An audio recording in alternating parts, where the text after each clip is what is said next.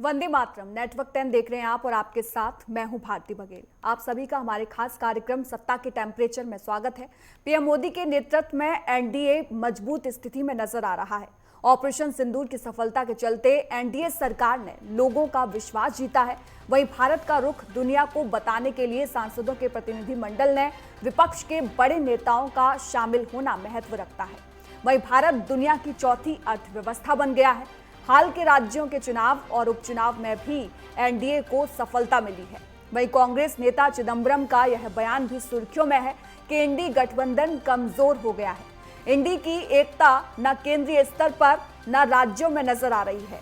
आने वाले चुनाव की कोई भी ठोस रणनीति नहीं बनती दिख रही है। और इसी पर देखिए आज हम चर्चा करेंगे और इस पर खास चर्चा करने के लिए हमारे साथ कुछ खास मेहमान भी मौजूद हैं। हमारे साथ बीजेपी नेता नवनीत पाठक जी मौजूद हैं, हमारे साथ कांग्रेस नेता विक्रांत वैभव जी मौजूद हैं और साथ ही साथ हमारे साथ वरिष्ठ पत्रकार राकेश शुक्ला जी मौजूद हैं। आप तीनों का बहुत बहुत स्वागत है नेटवर्क 10 पर। और शुरुआत देखिए नवनीत जी आपसे करते हुए, अगर मैं बिहार विधानसभा चुनाव की बात करूं तो आप इसे किस तरह से देख रहे हैं?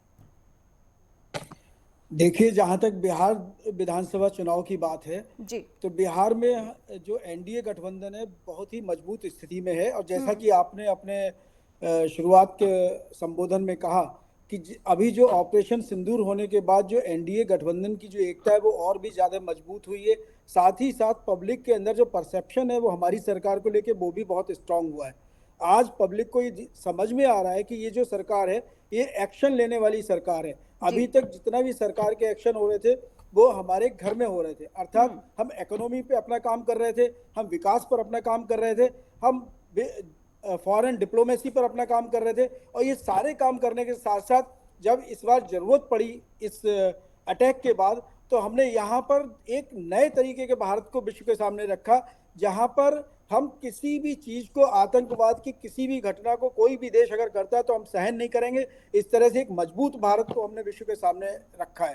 तो अगर आप देखेंगे तो ये सारी चीजें जब जुड़ाव के साथ बनती है, और अभी तो आपने खुद ही कहा कि कांग्रेस पार्टी के बहुत बड़े वरिष्ठ नेता हैं चिदम्बरम जी, और उन्होंने कहा कि जो इंडी गठबंधन है कमजोर हो रहा है। तो अगर कोई चीज कमजोर हो रही है तो निश्चित रूप से दूसरी चीज मजबूत हो रही है। और बिहार की तो अपने आप में पॉलिटिक्स में एक अलग ही खेल चल रहा है इस समय। तो वो सारा अपने परिवार का खेल खेल रहे हैं, वहां पर कोई अभी चुनाव लड़ने वाली बात नहीं है। वहां तो ये है कि किस तरह से ये जो सारी चीजें सामने आ रही है इससे कैसे बचा जाए, किस तरह से आगे चीजों को बढ़ाया जाए। लौटूंगी आपके पास। विक्रांत जी आपके पास आते हुए, देखिए आप ही के नेता कह रहे हैं कि महागठबंधन कमजोर हो गया है। ऐसे में क्या, कहां स्टैंड करता है इस बार महागठबंधन विधानसभा चुनाव में?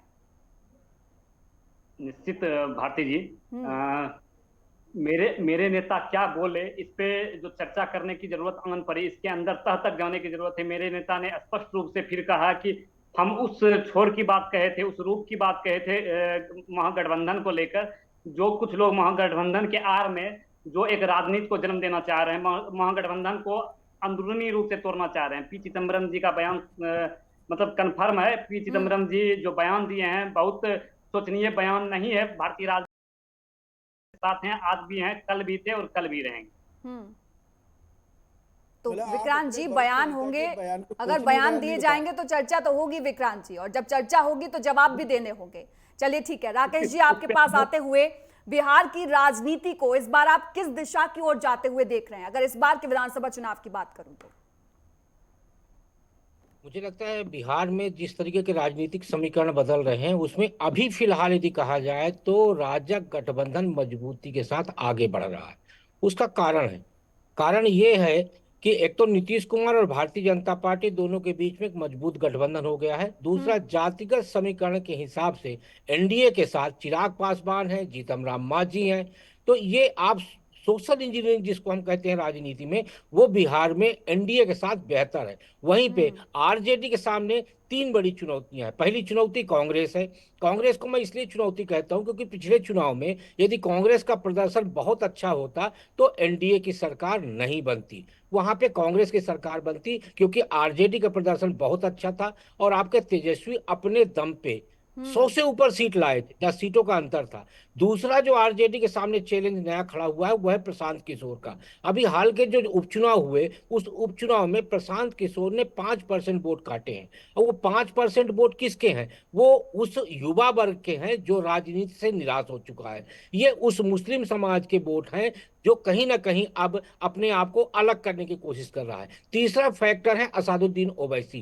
पिछले चुनाव को याद करिए, 25 सीटों में सीधे सीधे नुकसान पहुंचाया था उन्होंने आरजेडी को, और 7 आरजेडी की सीटें उन्होंने जीती थी। अब किस तरीके का इंडी गठबंधन कैसा मैनेजमेंट करके चलता है ये थोड़ा सा देखने लायक होगा। पर अभी की यदि हम बात करें कि आज के चुनावी तस्वीर में राजग गठबंधन बिहार में बेहतर स्थिति में दिखाई दे रहा। देखिए विक्रांत जी, एनडीए जो है वो बेहतर स्थिति में इस बार नजर आ रहा है, और कहीं ना कहीं महागठबंधन को लेकर अभी भी लोगों के मन में सवाल हैं। अभी तो सीएम चेहरे का ही अता पता नहीं है, सीटों का भी पता नहीं है, कौन कितनी सीटों पर लड़ने वाला है। विक्रांत जी। बिल्कुल बिल्कुल भारती जी, हम लोग एकजुटता से इस बार चुनाव लड़ रहे हैं। महागठबंधन एकजुटता से चुनाव लड़ रही है। आज ही जो बैठक हुई है प्रदेश कार्यालय में और प्रेस कॉन्फ्रेंस जो हुई है, ये हम लोग कन्फर्म पूरे बिहार में कन्फर्म रूप से महागठबंधन साथ में चुनाव लड़ने की तैयारी में है। और जो सीट शेयरिंग की बात है, हम लोग आपस में तय कर चुके हैं कितनी सीट शेयरिंग होगी, क्या होगी। ये बंद कमरों का विषय है, जब प्रेस में देने की जरूरत आन पड़ेगी हम लोग प्रेस में भी इस चीजों को रखेंगे। अच्छा, तो सीएम कौन होगा ये तो बता ही सकते हैं ना? सीएम कौन होगा ये तो बता ही सकते हैं। एनडीए की तरफ से तो देखिए कह दिया गया है कि नीतीश कुमार ही होंगे। अब महागठबंधन भी बता दे कि कौन होगा सीएम। निश्चित बघेल जी, हम लोग के सर्वोच्च नेता राहुल गांधी जी और मल्लिकार्जुन खड़गे जी इस पे मंथन कर रहे हैं। इस पे जो भी बयान आएगा पूरे मीडिया बंधु के सामने आएगा। समय का इंतजार करके निश्चित रूप में पूरे बिहार को ये शुभ संकेत देखने को मिलेगा। विक्रांत जी, मंथन ही तो विवाद लग रहा है। अब देखिए तेजस्वी यादव पहले ही बोल चुके हैं कि सीएम तो हम बनेंगे भाई, लेकिन अब देखिए कांग्रेस ये बोल रही है कि मल्लिकार्जुन खड़गे और राहुल गांधी बताएंगे कि महागठबंधन के सीएम कौन बनेंगे। तो कहीं ये कहीं भारती जी कोई विवाद नहीं है, कोई किंतु परंतु नहीं है। हम लोग एकजुटता से हैं, इस बार इतनी एकजुटता से हैं कि हम लोग उस समीकरण को साधने में हैं। और निश्चित रूपेण आज मैं बोल रहा हूं आपके पैनल के द्वारा, हम लोग इस बार सरकार बना रहे हैं और भारी बहुमत के साथ बिहार में ठीक है। मतलब आप तय करके आए हैं कि कुछ भी डिस्क्लोज नहीं करना है नेटवर्क 10 पर। निश्चित डिस्क्लोज होगा, समय आने दीजिए, निश्चित रूप में डिस्क्लोज होगा। और पूरे बिहार ही नहीं पूरे देश इस चीजों को जानेगी, वे डिस्क्लोज। चलिए ठीक है। नवनीत जी आपके पास आते हुए, देखिए बिहार की राजनीति को जितना हमने देखा है, बिहार की राजनीति में सहयोग नहीं चलता, प्रयोग चलता है। तो इस बार कौन कौन से प्रयोग जो है वो एनडीए करने वाला है, कौन कौन से वो मुद्दे होंगे जो आप रखने वाले हैं? देखिए, हमारा कोई ऐसे प्रयोग नहीं, हमारा एक ही प्रयोग हर चुनाव में चलता है। और वो प्रयोग ये होता है कि हम अपने देश के, अपने प्रदेश के विकास की बात करते हैं, हम राष्ट्र की बात करते हैं। हमारा एक ही प्रयोग होता है। हम कोई ऐसे प्रयोग नहीं करना चाहते हैं जो आजकल विपक्षी लोग करते हैं कि कभी पीडीए बना लिया, कभी जातियों में बांट दिया, कभी धर्म पे बांट दिया। हम ऐसा कोई भी प्रयोग नहीं करना चाहते हैं। हमारा एक प्रयोग है कि बिहार में माननीय नीतीश कुमार जी द्वारा जो शासन किया गया, वो पहले के जो तुलनात्मक रूप से अगर देखें तो वहां की जनता भी ये अच्छी तरह से समझती है कि उनका शासन काफी बेहतर रहा। ये ठीक है कि बिहार अन्य प्रदेशों के मुकाबले उतना अभी आगे नहीं आ पाया, लेकिन ये भी आप निश्चित समझिए कि जिस तरीके से दोनों दल मिलके सरकार को चलाएंगे और मेहनत कर रहे हैं, बिहार भी वो दिन दूर नहीं है जब उत्तर प्रदेश की तरह पूरे देश के अंदर अपनी एक अलग छवि के साथ सामने आएगा। तो हमारा प्रयोग हमारे प्रदेश का विकास हो, हमारे देश का विकास हो, हमारा राष्ट्र सशक्त हो, राष्ट्र धर्म की भावना जागृत हो, केवल यही एक प्रयोग रहता है। राकेश जी, देखिए वो बोल रहे हैं कि सहयोग नहीं, यहाँ पर कोई प्रयोग नहीं होता है, बस एक ही प्रयोग होता है। लेकिन देखिए आप तो जमीनी स्तर पर जानते होंगे धरातल की क्या सच्चाई है बिहार में, और पिछले दिनों से हम देखते भी आए हैं कि क्या सच्चाई बिहार की रही है। अगर मैं बात करूं बीजेपी की, उसकी मजबूती की, तो आप किस तरीके से इसको देखते हैं? और देखिए महागठबंधन में बार बार तेजस्वी यादव ये कह रहे हैं कि इस बार एंटी इनकम्बेंसी जो है उसको मुद्दा बनाएंगे, और साथ ही साथ उन्होंने ये भी साफ कह दिया है कि इस बार हमें वोट दीजिए, वो वाला जंगल राज देखने को नहीं मिलेगा। वो जनता में विश्वास जगाने की कोशिश कर रहे हैं। भारतीय जनता पार्टी के सबसे कमजोर नब्ज है वहां चेहरा नहीं होना। ये बहुत बड़ी कमजोरी है भारतीय जनता पार्टी की, क्योंकि बिहार में भाजपा के पास अभी भी कोई ऐसा चेहरा नहीं जो तेजस्वी का मुकाबला कर सके। अब इंडी गठबंधन की जब हम बात करते हैं तो आप याद करिए कि इंडी गठबंधन की बुनियाद खोदने वाला और उस पे ईंट डालने वाले ये दो प्रमुख नेता थे, नीतीश कुमार जी और ममता बनर्जी। ये दोनों इंडी गठबंधन से बाहर हैं। नीतीश कुमार जी एनडीए में चले गए हैं और ममता बनर्जी स्पष्ट तौर पर आपके महागठबंधन से बाहर हैं, लोकसभा चुनाव के समय से ही। तो इसलिए जो इंडी गठबंधन की बात की जाती है वो इंडी गठबंधन कभी एक था ही नहीं। दूसरा, भारतीय जनता पार्टी के सामने आज भी इस बात का कहना चाहिए कि चुनौती है कि वो नीतीश कुमार को छोड़ के नहीं चल सकती, क्योंकि आज भी नीतीश कुमार बिहार में एक बड़े फैक्टर हैं। उनकी याददाश्त कमजोर हो गई हो चाहे किसी तरह की यदि वो करने के बाद भी, इसलिए भारतीय जनता पार्टी न चाहते हुए भी नीतीश कुमार की अगुवाई में चुनाव लड़ने की बात कर रही है। दूसरी बात यह है कि आज भी डेवलपमेंट के मामले में बिहार में कोई भी सरकार, चाहे आरजेडी के गठबंधन वाली रही हो या भारतीय जनता पार्टी गठबंधन वाली, वो डेवलपमेंट का इशू लेके नहीं जा सकती। इसलिए भारतीय जनता पार्टी इस बार के चुनाव में दो मुद्दे बना के चलेगी। पहला, कुशासन, जंगल राज, लालू जी के टाइम के जो भी जंगल राज था, असुरक्षा, और दूसरा भ्रष्टाचार, यानी लालू जी के कार्यकाल का भ्रष्टाचार, चाहे वो रेलवे भर्ती घोटाला रहा हो या चारा घोटाला रहा हो। ये दो मुद्दे प्रमुखता के साथ भारतीय जनता पार्टी आगे लेके बढ़ेगी। और तेजस्वी के सामने यही एक समस्या है कि उनको अकेले ये पूरा चुनाव लड़ना है। ये वैभव जी भले ही दावा कर रहे हो, लेकिन मेरा मानना ये है कि आज तेजस्वी के पास मजबूत सहयोगियों का अभाव है बिहार में, और इसीलिए एनडीए वहां बेहतर स्थिति में दिखाई दे रही है। ठीक है नवनीत जी, विकास के मुद्दे पर आप जवाब दीजिएगा, उसके बाद मैं विक्रांत जी के पास जाऊंगी। जी देखिए, जहां तक अभी हमारे वरिष्ठ पत्रकार राकेश जी ने कहा, बिल्कुल सही बात कही है कि जो पहले लालू शासनकाल में या जो पहले जो हुआ है बिहार में, वो जनता इतनी जल्दी भूलने वाली नहीं है।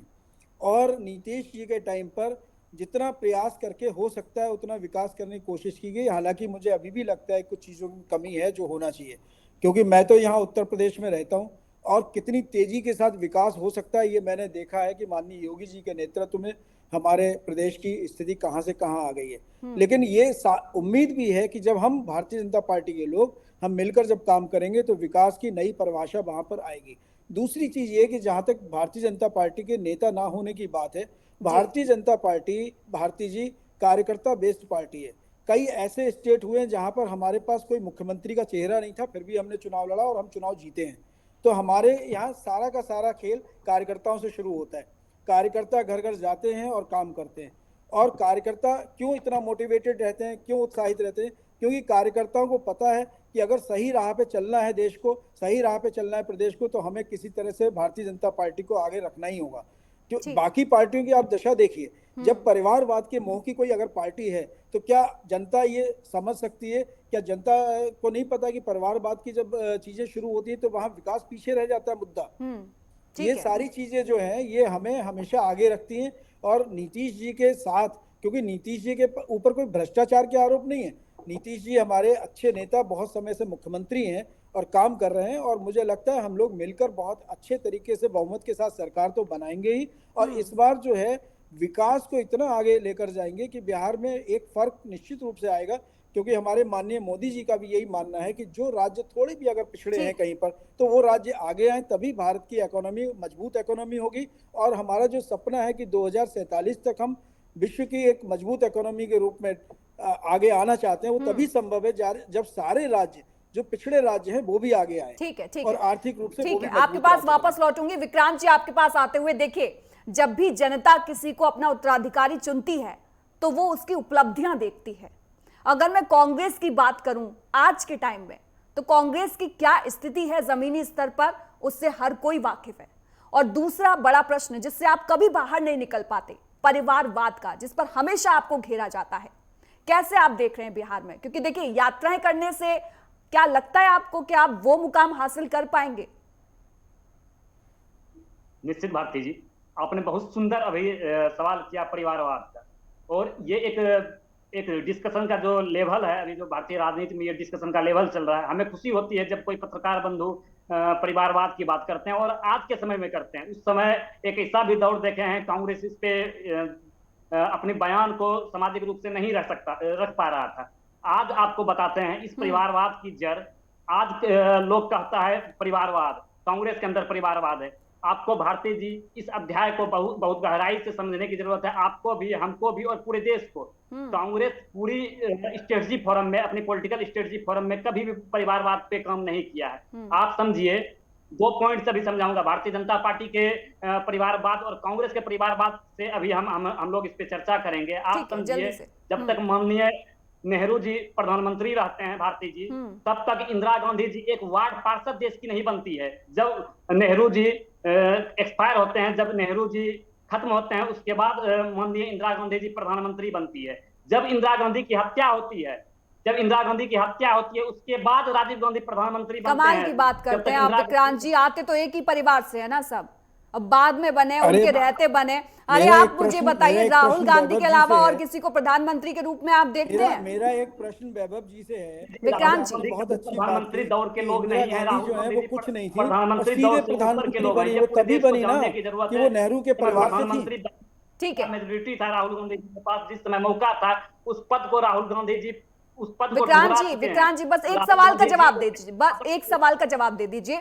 राहुल गांधी के अलावा किसी और को प्रधानमंत्री देखते हैं अगर कांग्रेस की सरकार बनती है, यूपीए बनती है? कई ऐसे नेता हैं, जब समय आएगा, जब प्रधानमंत्री बनाने की बात आएगी, किसको बना दिया, वही तो पूछ रही हूँ, किसको बना दिया या किसको बनाएंगे?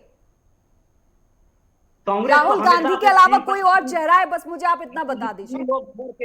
कांग्रेस में 3 लोग छोड़ के, नेहरू जी, इंदिरा जी और राजीव जी, जितने भी कांग्रेस से प्रधानमंत्री बने हैं, कोई भी उनके परिवार का लोग नहीं रहा है। विक्रांत जी, अभी की बात, अभी बैठे ना हम लोग, अभी की बात, वर्तमान की बात अगर मैं करूं तो राहुल गांधी के अलावा कोई और प्रधानमंत्री चेहरा आप देख रहे हैं? कांग्रेस का हर कार्यकर्ता प्रधानमंत्री दौर मुझे बता दीजिए कौन बनेगा। ठीक है, मुझे नाम बता दीजिए। आएगी तो कोई कार्यकर्ता भारतीय जनता पार्टी से बेहतर प्रधानमंत्री कांग्रेस का कोई भी कार्यकर्ता साबित होगा। नाम बता दीजिए, एक नाम बता दीजिए कि अगर कांग्रेस की सरकार बनती है तो ये प्रधानमंत्री होंगे। आप कोई भी नाम को उठा सकते हैं, कांग्रेस का कोई भी नाम, आप जो भी समय की बर्बादी है ये सवाल पूछना, मुझे सिर्फ यही लगता है। नवनीत जी, किसी को भी मौका, नवनीत जी देखिए, परिवारवाद की जब बात आती है तो एक दूसरे को घेरना मौका दिया है। ठीक है विक्रांत जी, आपकी बात सुन ली मैंने। नवनीत जी, आपके पास आते हुए, परिवारवाद में देखिए बड़ी अच्छी उन्होंने एक परिभाषा दी है, क्या नहीं, उन्होंने तो अपनी परिभाषा जो दी है उसी में वो फंस रहे। उन्होंने अभी खुद ही बोला कि हमारी कांग्रेस में परिवारवाद की कोई जगह नहीं है, और इंदिरा गांधी को जब तक माननीय नेहरू जी रहे होंगे इनके, तब तक कहीं कोई स्थान नहीं मिला। तो अचानक इंदिरा गांधी के अंदर ऐसी कौन सी क्वालिटी डेवलप हो गई कि वो सीधे प्रधानमंत्री बनती हैं? हमारे यहाँ देखिए वैभव जी, आप बहुत बढ़िया अपने पक्ष को रख रहे हैं, लेकिन आप समझिए कि माननीय मोदी जी के घर का कोई व्यक्ति, कोई किसी सरकार में पार्षद से लेके कुछ भी नहीं है। माननीय मोदी जी की भतीजी जो है, जब वो बीमार होती तो वो सरकारी अस्पताल में जाती है। माननीय योगी जी हमारे यहाँ नेता हैं, वो जब उनका परिवार कहाँ है किसी से कोई मतलब नहीं है उसका। हम लोग जो नेतृत्व होता है ना, वो बड़ा इंपॉर्टेंट होता है। अगर आप बिहार की बात करें, बिहार पर ही वापस बेटा में क्या क्वालिटी है, ज्यादा वक्त नहीं है मेरे पास। देखिए बहस में टाइम बात करेंगे कांग्रेस में, तो क्या कांग्रेस में, अरे आप अगर अभी कहेंगे ना, आपको ये कहना चाहिए था कि अरे देखिए साहब, हमारे यहाँ परिवारवाद नहीं है, मनमोहन सिंह जी को हमने प्रधानमंत्री बना दिया, आपको तो ये बोलना चाहिए था। लेकिन वो भी आप नहीं बोल सकते, क्योंकि वो तब बनाया जब सोनिया गांधी जी के लिए आप ही के जो सहयोगी लोग हैं उन्होंने मना कर दिया कि कोई भी विदेशी महिला जो है हम यहाँ प्रधानमंत्री के रूप में स्वीकार नहीं करेंगे। तो मजबूरी थी, आपने अपना एक रिमोट कंट्रोल से चलने वाले व्यक्ति को प्रधानमंत्री बना दिया। जो राकेश जी आपके पास आते हुए, देखिए वैसे तो ये मुश्किल लग रहा है महागठबंधन की सरकार बनना, लेकिन मान लीजिए अगर आरजेडी जो है वो फुल पावर के साथ आ जाती है तो नीतीश कुमार के पास क्या ऑप्शन बचेगा? क्या जा सकते हैं वो फिर से? नहीं, नीतीश कुमार जी के लिए अब क्या है, सिर्फ वन वे बचा हुआ है। नीतीश कुमार जी अब जो है हाईवे के वन वे में आ गए हैं। अब उनके पास ना तो कहीं यू टर्न है और ना कहीं कट है, इसलिए वो एनडीए से बाहर नहीं जाएंगे। क्योंकि नीतीश कुमार जी के सामने जो सबसे बड़ा प्रश्न आ गया है वो है बेटे को सेटल करने का।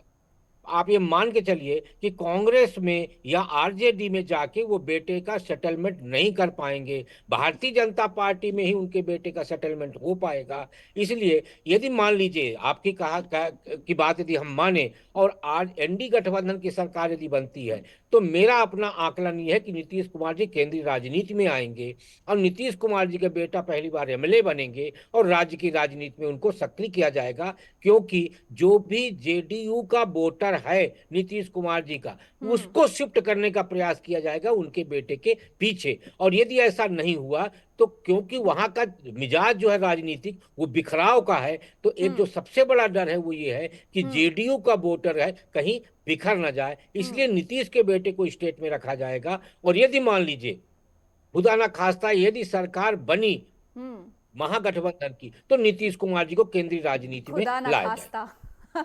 चलिए ठीक है, आखिरी कमेंट लूंगी क्योंकि वक्त बहुत कम है। नवनीत जी आपके पास आते हुए आखिरी कमेंट। जी आखिरी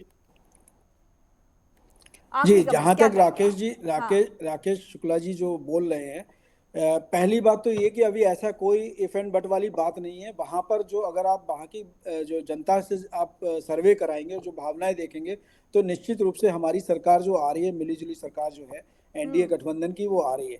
दूसरी बात ये है कि यहाँ पर जो बात चल रही है वो परिवारवाद के ऊपर अभी प्रश्न उठा रहे, तो जिस तरह से नीतीश कुमार अगर सेट भी करेंगे तो ये महत्वपूर्ण लीडर के रोल में रहेंगे, ये जरूरी नहीं है। कोई भी नेता का अगर बेटा या बेटी है, अगर वो राजनीति में आना चाहता है तो वो आ सकता है, इसमें कोई बुराई नहीं है। बुराई यहाँ शुरू होती है इस बात से कि अगर हमारा परिवार है, हमारे यहाँ 10 लोग हैं, तो 10 के 10 हमारे विधायक सांसद बनेंगे। हमारी अगर ये पार्टी में लीडरशिप करनी तो केवल हमारे घर के लोग करेंगे, और जिस डायरेक्शन में चलना है उसी डायरेक्शन में चलेंगे, हम किसी की बात सुनेंगे नहीं। इसको परिवारवाद कहते हैं। जैसे यही बात अगर हम यूपी में लें तो समाजवादी पार्टी के अंदर केवल मुलायम सिंह यादव का ही परिवार राज करेगा। वहां अगर विधायक बनने हैं, सांसद बनने हैं, तो मैक्सिमम जितने उनके परिवार का अगर छोटा बच्चा भी उस एज ग्रुप में आता है तो कहीं ना कहीं जिला पंचायत का अध्यक्ष बनेगा, कहीं ना कहीं का विधायक बनेगा, कहीं ना कहीं का सांसद बनेगा। ये स्थिति भारतीय जनता पार्टी में नहीं होती है। ठीक है, ये अगर आप इसको तुलनात्मक देखेंगे तो हम लोग संगठन वाली राजनीति करते हैं। ठीक है, वक्त संगठन बहुत आगे कम है। रहता विक्रांत जी, एक लास्ट अगर कमेंट। आपके अंदर ठीक है अगर नवनीत जी। आपके अंदर टैलेंट होगा तो हमारे यहाँ मौका मिलेगा। ठीक है विक्रांत जी, छोटा तो सा भारतीय कमेंट, छोटा सा कमेंट। जहां तक परिवारवाद की बात आती है, भारतीय जनता पार्टी इस चीजों को कभी नहीं पटल पे रखेगी। आप सिर्फ भाजपा के 2-4 लीडर को छोड़ के, अब बात छोड़ के, उसके बाद आप टॉप जितने भी लीडर हैं उनका इतिहास देख लीजिए। राजनाथ सिंह से लेके जो भी भारतीय राजनीति में भारतीय जनता पार्टी से जुड़े लीडर हैं उनका इतिहास देख लीजिए। हर किसी का बेटा भारतीय राजनीति में सक्रिय है। और ठीक है, आप सक्रिय ही हमें नहीं आईना है, दिखाइए, वो अपने हम आपको मनोबल आईना को दिखाएंगे। बढ़ा यही चल रहा है रहा है। राजनीति में। आप राजनाथ तीनों सिंह का का बहुत बेटा बहुत धन्यवाद आप किस नेटवर्क तरीके 10 की से जुड़ने के मोनोपोली लिए। नोएडा में तो इंडी के घटक दल आपस में ही टकरा रहे हैं लंबे समय से, कोई बड़ी बैठक भी नहीं हुई है। कांग्रेस का राज्यों के सहयोगी दलों से कोई तालमेल बनता नहीं दिख रहा है। इंडी कहीं भी एकजुट होकर केंद्र का मुद्दों पर विरोध नहीं कर पा रहा है, जबकि मोदी सरकार इस पारी के 1 साल पूरे होने की जोर शोर से तैयारी कर रही है और एनडीए गठबंधन का केंद्र और कई राज्यों में जो प्रदर्शन है उस आधार पर बनाया जा रहा है। गठबंधन का नेतृत्व कर रही बीजेपी का सहयोगी दलों से ठीक ठाक तालमेल दिख रहा है। तो फिलहाल सत्ता के टेम्परेचर में इतना ही। बिहार की सियासत में क्या कुछ होगा ये देखने वाली बात होगी। फिलहाल के लिए मुझे दीजिए इजाजत। जय हिंद।